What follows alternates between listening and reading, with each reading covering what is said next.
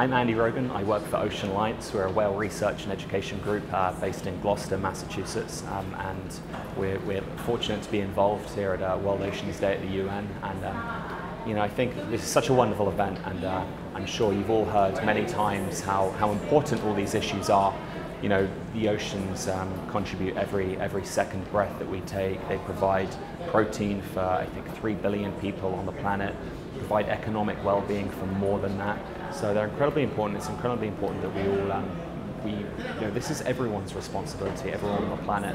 I think there are a lot of people here who are already engaged in this issue, and a lot of the things we're hearing are aimed at, you know, the everyday people who have other issues to worry about, you know, supporting themselves and their families. And I think the reality is there are a lot of very small things you can do in your everyday life which can make a dramatic influence and really do a lot of good for the environment and the ocean.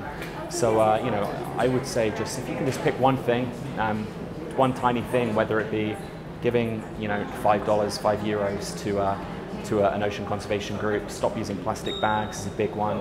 Anything, you know, go on a beach cleanup, or even just share something on Facebook or Twitter, on social media. You know, it just starts really small, and I think that has a really dramatic influence, particularly if you're talking to an audience which might not already be engaged in the issue.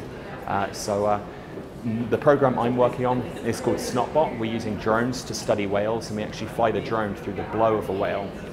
And in that we collect a biological treasure trove of information. So you get DNA, stress hormones, reproductive hormones, microbiomes. You can tell a lot about an animal's health just from flying this drone over the whale.